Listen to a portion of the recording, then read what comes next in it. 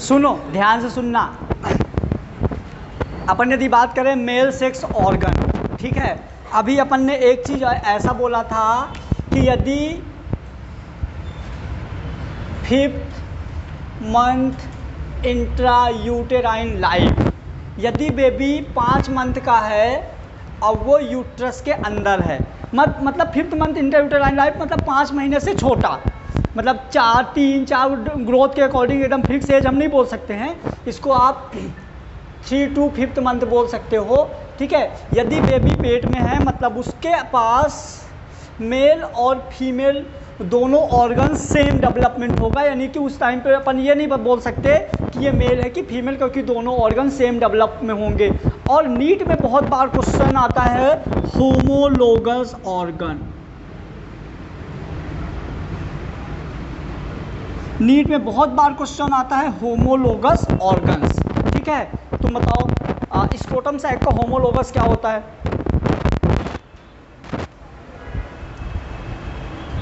चलो देखना ध्यान से, होमोलोगस ऑर्गन्स मतलब पहले ये समझो होमोलोगस ऑर्गन का मतलब क्या है। होमोलोगस ऑर्गन का मतलब होता है ऐसे हमारी बॉडी में कौन कौन से ऑर्गन्स हैं जो सेम टू सेम फीमेल जैसे होते हैं। अब फीमेल में ऐसे कौन से ऑर्गन्स हैं जो मेल जैसे होते हैं, ठीक है। तो सबसे पहले अपन जैसे क्या था स्क्रोटम सैक का, सिर्फ अभी इतना समझो होमोलोगस ऑर्गन्स मतलब क्या होता है। तो होमोलोगस ऑर्गन मतलब कि सेक्सुअल ऑर्गन में ऐसे कौन कौन से ऑर्गन्स हैं मेल और फीमेल के जो सेम टू सेम हैं।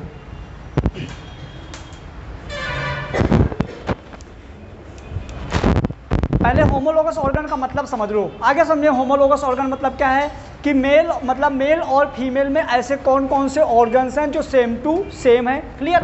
तो सबसे पहले यदि अपन होमोलोगस ऑर्गन्स की बात करेंगे तो होमोलोगस ऑर्गन में अपन पहले ये बेबी बनाते हैं, अपन बेबी बनाते हैं 5th मंथ का कैसा दिखता है, और उसके बाद अपन डेवलपमेंट देखते हैं कि कैसे डेवलपमेंट होता गया है। तो चलो अपन ट्राई करते हैं। मान लो 5 महीने का ये बच्चू है,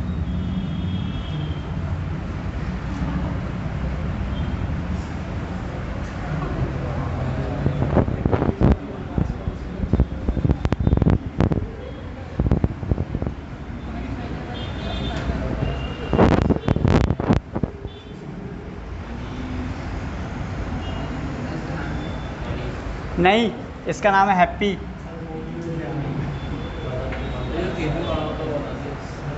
ठीक है चलो,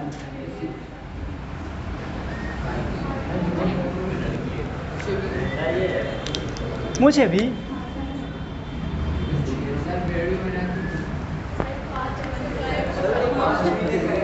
ठीक है ना, इतनी गहराई में क्यों जा रहे हो। सुनो मेरी बात, देखो ये अभी कहाँ पे पैक्ड है, यूट्रस में। कहाँ है? यूट्रस में, है ना। मैंने मान लिया intra uterine life at 5th month, ये 5 महीने का है, इंट्रा यूटेराइन लाइफ में है, ठीक है। अब इंट्रा यूटेराइन लाइफ यानी कि ये यूट्रस के अंदर है। अब यदि हम बात करें यूट्रस के अंदर सेक्सुअल ऑर्गन की पोजीशन, यदि हम बात करें पोजीशन ऑफ सेक्सुअल ऑर्गन्स, तो पोजीशन ऑफ सेक्सुअल ऑर्गन में हम क्या बोलेंगे, बिटवीन 2 लेग्स, यानी कि पैल्विक रीजन। कहाँ होते हैं सेक्सुअल ऑर्गन्स? होते हैं पैल्विक रीजन में। पैल्विक रीजन मतलब कि जहाँ बच्चों को ऐसे उठाए हो ना, छोटे बच्चों को गोद में लेते हैं ना, ठीक है। अरे यार, ये पैल्विक रीजन जो होता है वो क्या होता है, पोजीशन ऑफ सेक्सुअल ऑर्गन, ठीक है। यानी कि सेक्सुअल ऑर्गन दोनों पैर के बीच में, मतलब कि कहीं पे यहाँ होते हैं, यहाँ पे कहीं पे सेक्सुअल ऑर्गन होते हैं, ठीक है। अब अपने को क्या होता है जी, अब अपने को क्या करना है कि डेवलपमेंट, मतलब कि अपने को होमोलोगस ऑर्गन समझना है। तो होमोलोगस ऑर्गन समझने के लिए मैं सेक्सुअल ऑर्गन्स का डेवलपमेंट देखूंगा। क्या देखूंगा? सेक्सुअल ऑर्गन का डेवलपमेंट देखूंगा।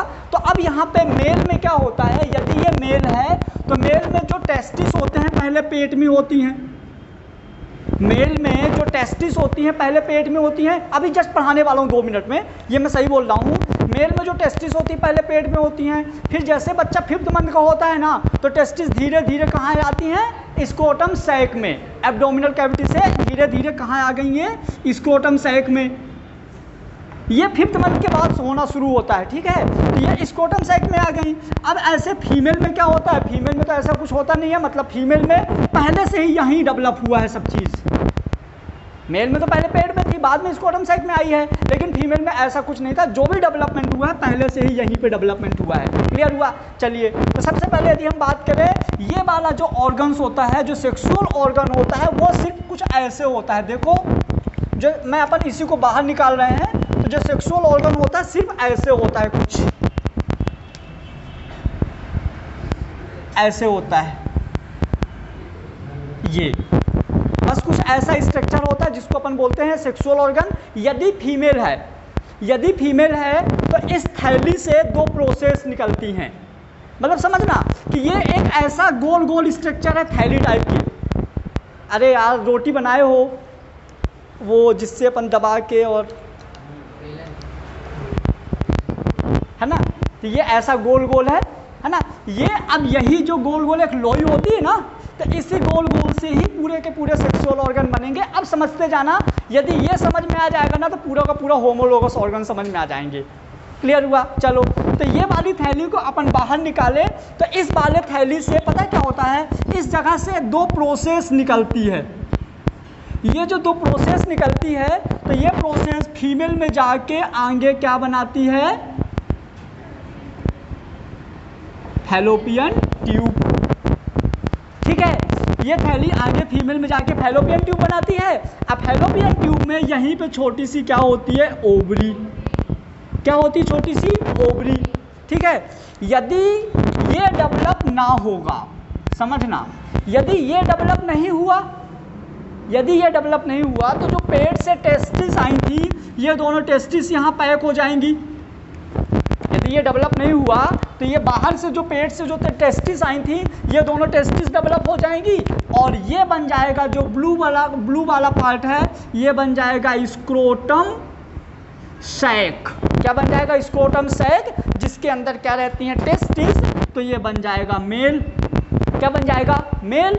मेल में ये कुछ नहीं रहेगा, बस इतना रहेगा। क्लियर? तो ये बन जाएगा मेल। लेकिन यदि यहाँ पे फैलोपियन ट्यूब और ओवरी डेवलप हो गए, मतलब उसके बॉडी में एक्स है, तो यहीं के प्रोसेस निकलेगा, यहाँ से ये दोनों डेवलप हो जाएगा। अब समझना एक चीज़, यदि ये दोनों डेवलप हुआ तो ये बन जाएगा फीमेल बनेगी। तो अब यहाँ पे टेस्टिस यहाँ पे नहीं आए थे, समझना, यदि ये दोनों नहीं है, वहाँ से टेस्टिस आ गया, तो स्क्रोटम सैक क्या बन गया, क्या बनेगा स्क्रोटम सैक। फिर से सुनो,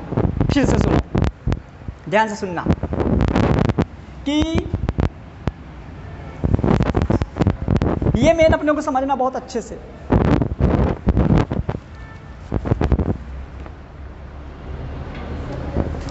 तुमने बोला था डीप में पढ़ाइएगा, हाँ, तब सुनो, तुमको ये नहीं पता रहा होगा। ये जो ऑर्गन्स हैं, मतलब इतना वाला जो टिश्यू है, ये कुछ ऐसा है। इतना वाला टिश्यू है, ये कुछ ऐसा है। अब यदि यहाँ पे सुनो, अभी मैं पहले मेल वाला बता देता हूँ, फिर अपन फीमेल वाला देखेंगे। तो यदि मेल वाले ये दोनों टेस्टिस पेट से इसके अंदर कहीं आ गए, तो ये हमारा पूरा का पूरा क्या बन जाएगा, स्क्रोटम सैक, और आगे डेवलप होके बनाएगा मेल। इतना क्लियर हुआ? अब मान लो कि इसके अंदर ये, मतलब ये तब होगा जब उसके अंदर एक्स और वाई क्रोमोसोम होंगे। क्या कब होगा, जब एक्स और वाई क्रोमोसोम होंगे। अब मान लो क्या हुआ कि एक्स और वाई नहीं है, एक्स है, मतलब टेस्टिस तो होंगे नहीं, तो यहाँ आने का सवाल ही नहीं है। तो अब क्या होगा, ये समझिएगा, ये अभी स्क्रोटम सैक है, ये जो थैली है, मतलब हम यहाँ पे स्क्रोटम सैक बना देते हैं, ये कुछ ऐसा स्क्रोटम सैक है। ठीक है, ये कुछ ऐसा स्क्रोटम सैक है। अब यहाँ पे मान लो कि ये यही वाली टिश्यू है, यहाँ से, मतलब यहाँ से ऐसी एक प्रोसेस निकली, और ये बना दिया फैलोपियन ट्यूब, मतलब ये एक्स है। क्या है, एक्स है। यहीं पे कहीं हो गई छोटी सी ओवरी। क्लियर हुआ? अब इसके बाद जो ये वाला पार्ट है ना, ये वाला जो इतना पार्ट है, इतना वाला पार्ट ये कुछ ऐसा हो जाएगा, देखो ये बना देगा यूट्रस। क्या बना दिया? मेल में भी तो यहाँ बचेगा, मेल भी तो यहाँ बचेगा, और यहाँ जो मेल में बचेगा वो कुछ ऐसा हो जाएगा और ये बन जाएगा सेमाइनल वेसाइकल। तो मतलब जो वाला पार्ट यूट्रस बना है वही वाला पार्ट मेल में क्या बना है? Seminal vesicle. मतलब कि हमारा यूट्रस का होमोलोगस ऑर्गन हो जाएगा सेमाइनल। समझिएगा, मजा आएगा। क्लियर? चलिए अब इसके बाद देखो, ये तो फैलोपियन ट्यूब ओवरी हो गई। अब जो नीचे वाला पार्ट है, ये वाला पार्ट स्क्रोटम सैक है। क्या है? मेल में ये वाला पार्ट स्क्रोटम सैक है।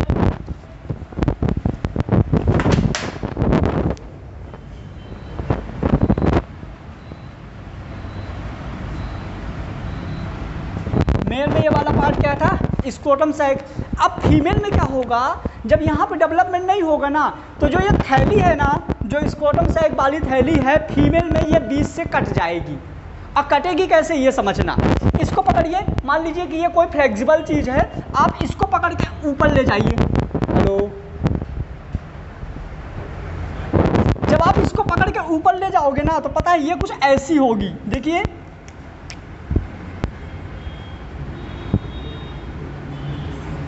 ये कुछ ऐसी होगी, समझ गए? यहाँ से पकड़ के जब ऊपर ले जाएंगे तो ये कुछ ऐसी होगी। यहाँ पे इसके बाहर क्या होंगे? देखो यहाँ ऐसे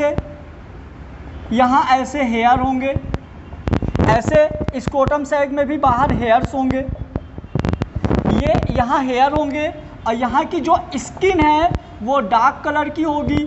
यहाँ भी हेयर्स हैं, और ये वाली भी स्किन क्या है? डार्क कलर की है।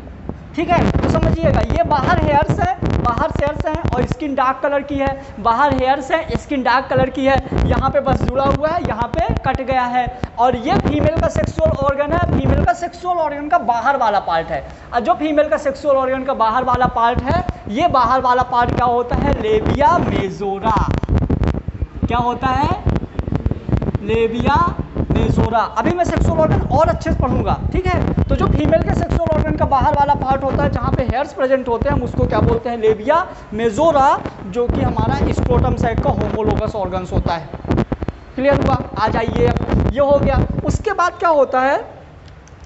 यहाँ पे ये जो टिश्यू होते हैं ना, ये जो टिश्यू होते हैं यहाँ पे, मतलब ये जो जॉइंट है, ये वाला जो जॉइंट है और ये वाला जो जॉइंट है, ये आगे ऐसे ग्रोथ करेगा, इधर पे भी आगे ऐसे ग्रोथ करेगा। ठीक है, और यहाँ पे भी एक छोटा सा टिश्यू का उभार बन जाएगा, और यहाँ एक बड़ा सा टिश्यू का उभार बनेगा। और जो ये वाला उभार है ये बनाएगा पेनिस, और ये वाला जो उभार है ये बनाएगा क्लाइटोरिस। तो जो मेल में पेनिस होता है, जो मेल में पेनिस होता है, फीमेल में क्लाइटोरिस होती है। हाँ बोलो। क्लाइटोरिस जैसे मेल में मतलब पेनिस होता है, उसी का same to same sexual organ में ही आता है क्लाइटोरिस, जो लेस डेवलप होता है। क्लियर हुआ? ये हो गया क्लाइटोरिस। उसके बाद एक और है। अब यहाँ पे क्या होता है? क्लाइटोरिस में ही यहीं पे ना क्यूबोइडियल एपिथेलियम्स प्रेजेंट होते हैं। ये वाला डायग्राम एनसीईआरटी में नहीं है। टेस्टिस जब एब्डोमेन में रहती है, एब्डोमेन से स्क्रोटम सैक में कैसे आती है ये समझेंगे अपन।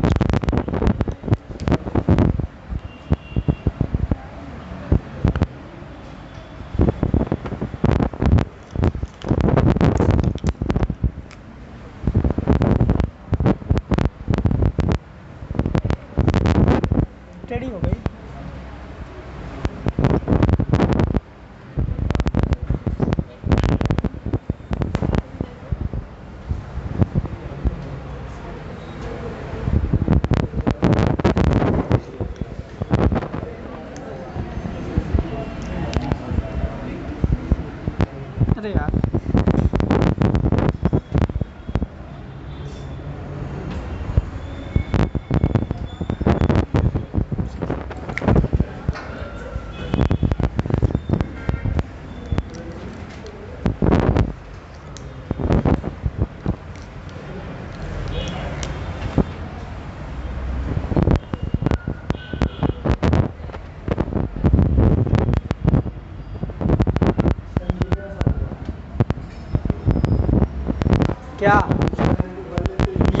है,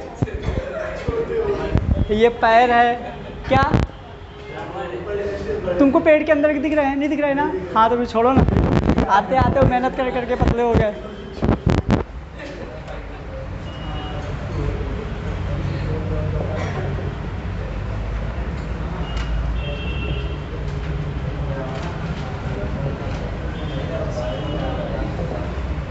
ये एब्डोमिनल कैविटी है, ये टेस्टिस है, ये स्क्रोटम सैक है, स्क्रोटम सैक में ये टेस्टिस है। चलो नैना बोलो, टेस्टिस जो है किस चीज़ से जुड़ा रहता है? पहले एक चीज़ देखो, ये अपना गुबर्नेकुलम कॉर्ड होता है।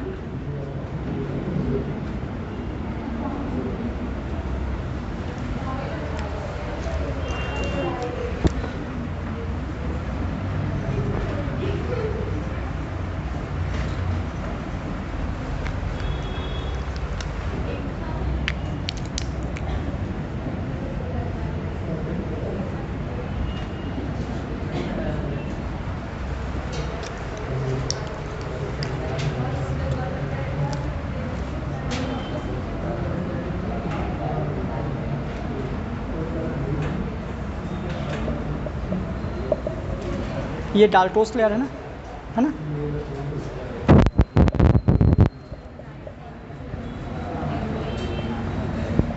बना लो डायग्राम फटाफट, फिर अपन इसमें कुछ करेंगे। हाँ इतना मेन बना दो फटाफट।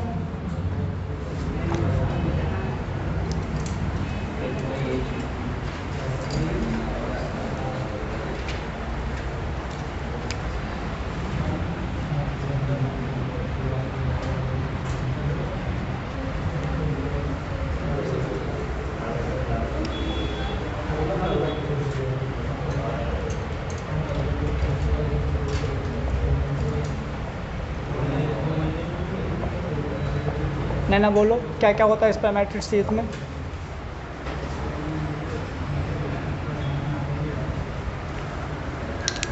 बोलो ना। गोनाइडियल आर्टरी, क्यों? इसी में तो रहता है। वास डिफरेंशिया,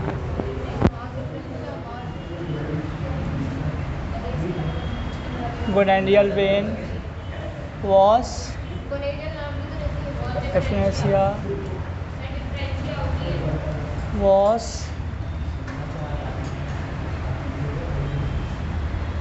डिफरेंशिया, गोनाइडियल नर्व्स, नर्व ही बोल देंगे। और लिम्फेटिक ना, लिम्फेटिक गुबर्नेकुलम कॉर्ड। जल्दी बनाओ।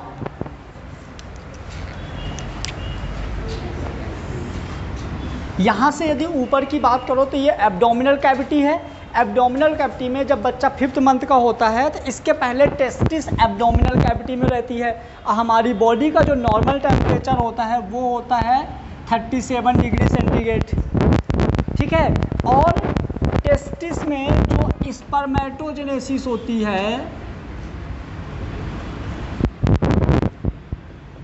जो स्पर्मेटोजेनेसिस होता है मतलब जो स्पर्म बनते हैं, जो स्पर्म का फॉर्मेशन होता है ना, तो स्पर्म का फॉर्मेशन हमारे मतलब 35 डिग्री में होता है। स्पर्म का जो फॉर्मेशन है 35 डिग्री सेंटीग्रेड में होता है। यदि मान लो धोखे से टेस्टिस जो है एब्डोमिनल में ही रह गए और बच्चे का जन्म हो गया, ठीक है, तो अब टेस्टिस यदि एब्डोमेन में है मतलब हम टेस्टिस को हमेशा कितना टेम्परेचर मिलेगा? 37 डिग्री सेंटीग्रेड। मतलब लाइफ टाइम टेस्टिस में कभी भी स्पर्मेटोजेनेसिस की प्रोसेस नहीं होगी। इस चीज़ से बचाने के लिए टेस्टिस कहाँ आती है? स्क्रोटम सैक में। तो स्क्रोटम सैक में जब टेस्टिस आती है तो टेस्टिस से स्क्रोटम सैक में एक ट्यूब लाइक स्ट्रक्चर जुड़ी रहती है जिसको हम बोलते हैं गुबर्नेकुलम का कॉर्ड। क्या बोलते हैं? गुबर्नेकुलम कॉर्ड। अब ये समझो कि जैसे मान लो ये टेस्टिस है, ये टेस्टिस यहाँ है, यहाँ से एक रस्सी जुड़ी हुई है, क्या जुड़ी है, एक रस्सी जुड़ी हुई है। अब इस रस्सी में यदि हम रस्सी को खींच नहीं रहे, रस्सी में कॉन्ट्रैक्शन हो रहा है, समझ गए, रस्सी में क्या हो रहा है, कॉन्ट्रैक्शन, और रस्सी सिकुड़ के बहुत छोटी सी हो जाती है, मतलब बड़ी सी रस्सी है और रस्सी पूरी सिकुड़ के बहुत छोटी सी हो गई। अब वो रस्सी फिर आके देखो इस तरह का स्ट्रक्चर बनाती है ये वाली, और हम इसको क्या बोलते हैं, गुबर्नेकुलम ही, ठीक है, ये हो गया गुबर्नेकुलम। तो ये जो हुआ ना, अब जैसे पहले रस्सी बड़ी थी, अब इस रस्सी में क्या हुआ, कॉन्ट्रैक्शन हुआ, और कॉन्ट्रैक्ट होने के बाद ये टेस्टिस पेट से कहाँ आ गए, स्क्रोटम सैक में।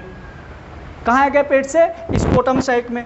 अब जब स्क्रोटम सैक में आ गए तो जो हमारा स्क्रोटम सैक होता है वो कैसे बना होता था ये समझो। तो नॉर्मली स्क्रोटम सैक 3 लेयर की बनी होती है। पहला होता है क्रीमेस्टर, दूसरा होता है डाल्टोस मसल्स, तीसरी होती है स्किन। क्रीमेस्टर, डाल्टोस लेयर और स्किन। अब यहाँ पे क्या होता है कि जो क्रीमेस्टर होता है ना, वो आगे चल के क्या बनाता है, स्पर्मेटिड फेसिया। क्या बनाता है, स्पर्मेटिड फेसिया। अब यहाँ पे देखो क्या होगा, जैसे मान लो कि ये तो अंदर वाली लेयर हो गई क्रीमेस्टर, जहाँ से टेस्टिस गुबर्नेकुलम कॉर्ड जुड़ा हुआ है, ये हो गया, ठीक है, ये वाला पार्ट। इसके बाद एक और लेयर होती है हमारी डाल्टोस लेयर। कौन सी होती है, डाल्टोस लेयर। इसके बारे में समझिएगा, जो डाल्टोस लेयर होती है ये डाल्टोस मसल्स की बनी होती है।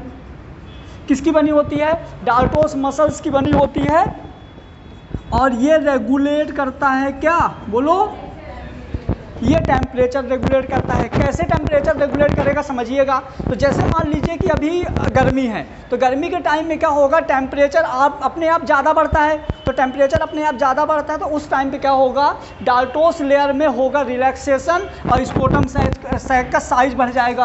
और जैसे स्क्रोटम सैक का साइज बढ़ा तो यहाँ पे इसका सरफेस एरिया बढ़ जाएगा, जिससे हीट लॉस ज़्यादा होगा, और हीट लॉस ज़्यादा होने की वजह से ये ठंडा रहेगा। क्लियर, ये हो गया पहला। अब जैसे मान लो ठंडी में क्या होता है कि हीट लॉस ज़्यादा ना हो, तो स्क्रोटम सैक मतलब डाल्टोस लेयर में कॉन्ट्रैक्शन हो जाता है, और स्क्रोटम सैक क्या हो जाता है, छोटा हो गया, तो इससे हीट लॉस ज़्यादा नहीं हुआ, तो ये गर्म बनी हुई है। तो इस तरह से स्क्रोटम सैक का डाल्टोस लेयर जो होती है, जो डाल्टोस मसल्स की बनी होती है, वो क्या करती है, उसका टेम्परेचर रेगुलेट करती है। मतलब ले दे के यहाँ का टेम्परेचर कितना होना चाहिए, 35 डिग्री सेंटीग्रेड फॉर स्पर्मेटोजेनेसिस।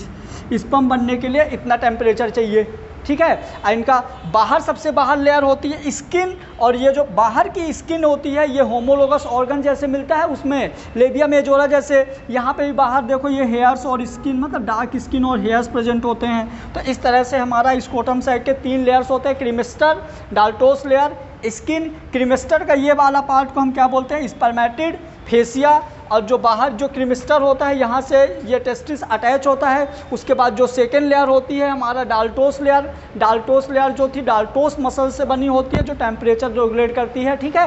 और टेम्परेचर कैसे रेगुलेट करेगा, तो इसमें कॉन्ट्रैक्शन और रिलैक्सेशन का प्रोसेस होता रहेगा। कभी सरफेस एरिया बढ़ेगा, कभी सरफेस एरिया कम होगा, जिस वजह से टेम्परेचर रेगुलेट होता रहेगा। ये बना लिया इतना सारा, बना लो, जो थोड़ा बहुत लिखना एक्स्ट्रा लिख लो, फिर एक नई चीज़ बताता हूँ।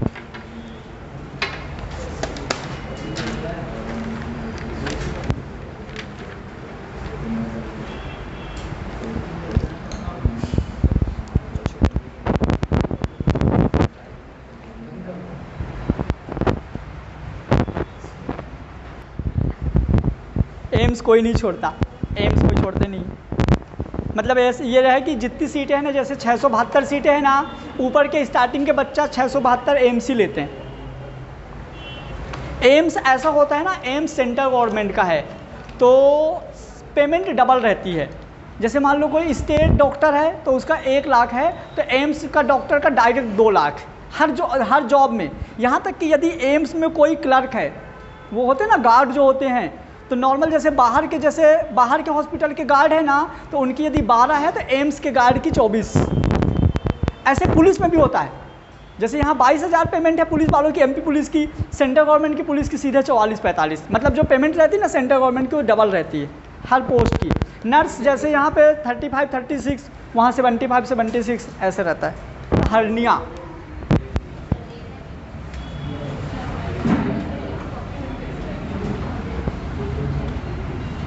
देखो क्या होता है इंग्वाइनल हर्निया।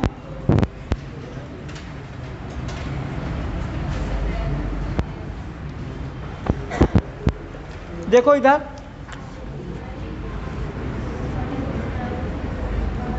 उस वाले डायग्राम में इसका नाम लिख लेना बेटा,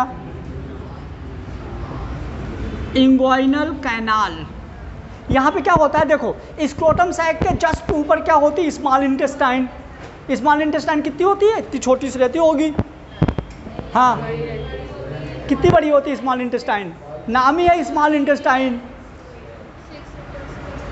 बोले 6 सेंटीमीटर। हाँ,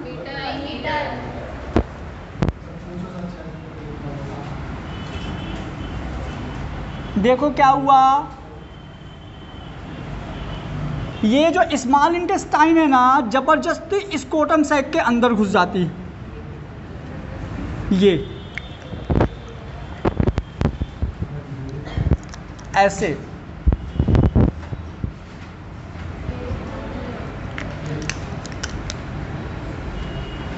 ये देखो, तो ये जब स्मॉल इंटेस्टाइन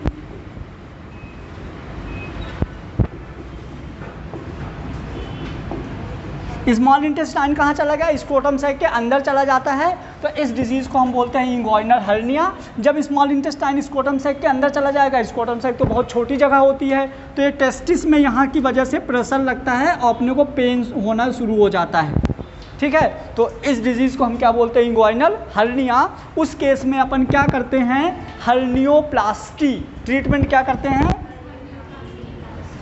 हर्नियोप्लास्टी। किसी को पता है क्या होता है हर्नियोप्लास्टी में? अपन क्या करते हैं, देखो अपन हर्नियोप्लास्टी में यहाँ से कट लगाए और यहाँ से कट लगाए, यहाँ से कट लगाए, यहाँ से कट लगाए। अब इन दोनों का कट लगा के और जैसे ये इसको काट दिए, काटने के बाद अपन इसको पकड़ के बाहर निकाल लिए, तो यहाँ पे जो खाली जगह बच गई,